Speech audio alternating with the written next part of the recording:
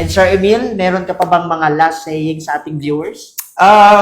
Siguro sa lahat ng mga viewers natin, sa lahat ng mga nanonood natin dyan, huwag ka matakot na sumubok na isang bagay na pwedeng pwedeng magbago ng buhay mo at buhay ng family mo. Tandaan mo, minsan kailangan natin sa buhay ang, alam mo yon, umalis sa comfort zone natin. Para at least, makita mo kung ano yung whole picture. Kasi hanggat hindi mo nakikita yung whole picture, ako na magsabi sa'yo na para akala mo doon na lang sa surrounding natin, yun na yun. So, yun lang. And tandaan mo ang blessings ni God. Naniniwala ako kung ano man mararating natin sa buhay, galing talaga yan sa Kanya. Kailangan mo lang talagang alagaan at ilagay sa tama. Okay? So, then always, yun lang, huwag kang makakalimot sa mga tao na dito na gumabay sa'yo at the same time kung saan tayo nang galing. And huwag mong ilalagay lang sa utak yung pera or yung mararating mo. Ang success, nandiyan yan. Pero ang pera, sabi ko nga, lalagay lang yan sa bulsa at itutulong sa pamilya at sa mga tao. Okay? So, be humble. Hi guys, ako pala si Gerald Drapsing, isa sa mga Millionaires Club ng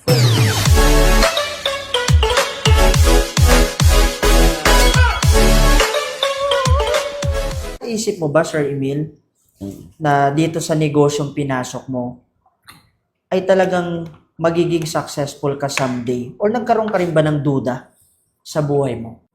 Sa negosyo natin. Sa community natin, nagkaroon ka rin ba ng doubt na magiging successful kaya ako? Mararating ko kaya yung buhay na magandang future sa family ko? Kasi alam mo, Gerard, nung unang pinakita sa akin yung business, pinakita niya sa akin ito yung mga possible na pwedeng kitain. So, isa lang tanong ko talaga doon is, how?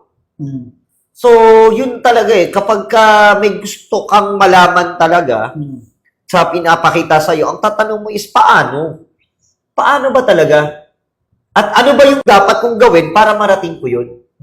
So, siyempre, sa simula, medyo skeptic ka, medyo magdududa ka talaga ng konti dahil hindi pa nangyayari sa'yo Tama. Pero, sabi ko sa isip ko, kung magdududa ako at hindi ko gagawin, hindi mangyayari sa akin. So, normal naman talaga may duda, pero kailangan kong tanggalin yun Kailangan kong isang tabi yun Kailangan kong ilagay yun sa gilid muna. Tama ba? Para maabot ko yung mga gusto kong maabot at gusto kong makuha. Basta sinabi sa akin, ito yung possible income potential, sabi sa sarili ko, dapat yan ang kitain ko. So sabi ko, anong gagawin ko?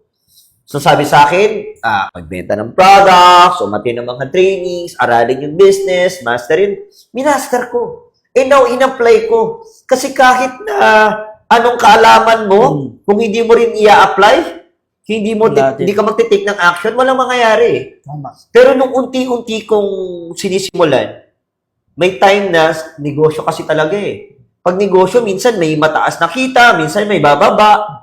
Pero doon ko naunawaan ang pagninegosyo, kailangan talaga tuloy-tuloy ka lang. Consistency lang talaga. Kasi ako na magsasabi, talagang maaabot at maaabot mo naman Tama. Diba? So, noong una meron. Pero, unti-unting na-develop Because of sa pag-a-attend ko ng training, talagang na-develop na, teka lang, wala namang negosyante na alam na kagad niya kung ano yung mangyayari doon sa future ng negosyo niya. Hindi rin naman niya alam, kahit magtayo ka ng sari-sari store dyan, magtayo ka ng kung ano man, restaurant dyan, hindi mo naman alam agad kung talagang magbo-boom siya o hindi. Unless na susubukan mo, try mo talaga, actionan mo, aaraw-arawin mo, doon mo makikita yung progress Alam mo, nung ginawa ko yung negosyo natin, doon ko nakita yung progress. Nasabi ko, maaabot ko. Diba? From the very beginning, nag-start, yes, malitan cheque. Pero the first time na kumita ako, I think my first check is 900 pesos. So nakita ko, totoo, chumeki. Tapos nung pinapalit ko sa bangko, Totoo. naging pera Sabi ko, totoo siya. Sabi ko, i-workout ko pa, ihatawin ko pa, hanggang sa dumating ang panahon na nadagdagan yung cheque ko. Pinapalit ko ulit sa bangko, naging pera. So, ibig sabihin, tuloy-tuloy. At tama yung negosyo at maganda yung negosyo.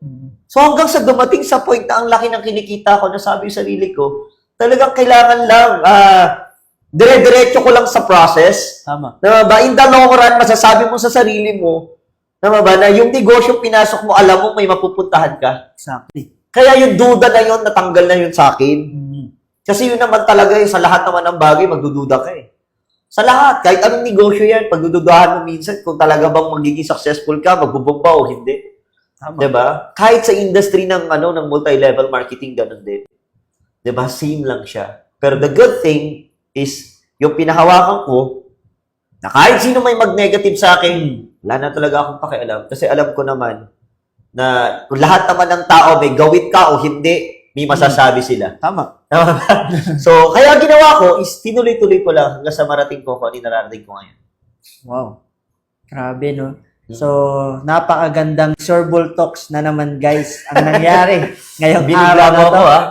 Anyway, on the spot Surbol Talks lang to, unexpected na magkakaroon tayo ng segment ngayong araw. So, again, guys, this is Gerald Drapsing, ang Yes. Surbol na negosyante. And ang good news, napakinggan nyo naman kung ano yung mga dapat nating gawin. Meron na naman tayong panibagong learnings, panibagong knowledge and wisdom sa business. At syempre, walang iba kung sino ang tao na to. Siya lang naman ang dahilan kung bakit nandito ako sa inyong harapan. Yeah. Because nung nag-start po ako sa company, sa community, isa po sa tao nag-inspire, nagbigay ng motivation at nagbigay ng mataas na pangarap sa buhay.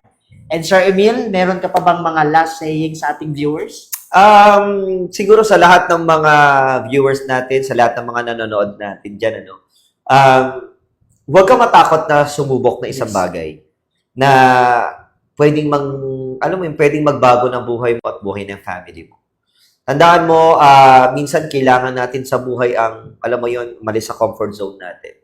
Para at least, makita mo kung ano yung whole picture. Kasi hanggat hindi mo nakikita yung whole picture, ako na magsabi sa'yo na para akala mo doon na lang sa surrounding natin, yun na yun. So, yun lang. And tandaan mo ang blessings ni God. Naniniwala ako kung ano man mararating natin sa buhay, galing talaga yan sa Kanya. Kailangan mo lang talagang alagaan at ilagay sa tama. Yes. Okay? So, then always, yun lang, huwag kang makakalimot sa mga tao na tao dito na gumabay sa'yo at the same time kung saan tayo nang galing. And huwag mong ilalagay lang sa utak yung pera or yung mararating mo. Ang success, nandiyan yan. Pero ang pera, sabi ko nga, lalagay lang yan sa bulsa at itutulong sa pamilya at sa mga tao. Okay? So, be humble. Yun lang. See you sa mga susunod na panahon and bahalay mo pagdating ng panahon, ikaw naman kung ano yung mga nangyari sa amin. Yes. Okay? Salamat sa pag-invite sa Thank you, akin. Sir Gerald, Emil. and, Maraming salamat. God bless sa channel mo. Okay. Congratulations and see you po sa susunod na vlog ni Sir Yes. Gerard. Sa mga hindi pa po naka-follow sa ating page, sa ating YouTube, at maraming social media, follow niyo po kami. And syempre, Sir Emil, nabalitaan ko na Yes, muling magbabalik ang YouTube account. So, follow natin, guys. Yes, ito Subscribe. yung YouTube channel ko. Yan. Yan. Agal ko nang hindi nakakapag-vlog Tama. and abangan nyo magtutuloy-tuloy ako Yun. sa vlog. Then, syempre, meron pala akong bagong negosyo na tinayo at may tinayo po akong private resort dyan sa Wow. Pansol. So, malapit na rin mag-open siya. So, hopefully na dito, pagtayo ng negosyo at in-invite ko na makapag-staycation. Yes. Mga bisita. Saan sa, Yes. sa Laguna? Sa sa Indigo Bay subdivision. Wow. Usually sa Pansol. Sa Pansol. Yes, Laguna. tawag dito. Silio Private Resort. Yes. Yan. So, pangalan yan. Pinagdugtong yan na apelyido ko at apelyido ng asawa ko. Wow. So, may Grabe. story din dyan. Yes. Pero saka na malalaman sa susunod na vlog. Tama. Ang Sa galing. susunod na podcast natin. So, yun yung malapit kala Rosman. Yes, actually, si Rosmar may resort doon. Okay. Dulo-dulo kami. Ah, So, dito yung resort niya, nandito ako sa dulo. Kabila. bilang side. Oh, grabe. So, excite guys sa mangyari. So, soon, I hope makasama namin kayo. And again, maraming salamat and God bless sa inyo. See you and goodbye. Thank you.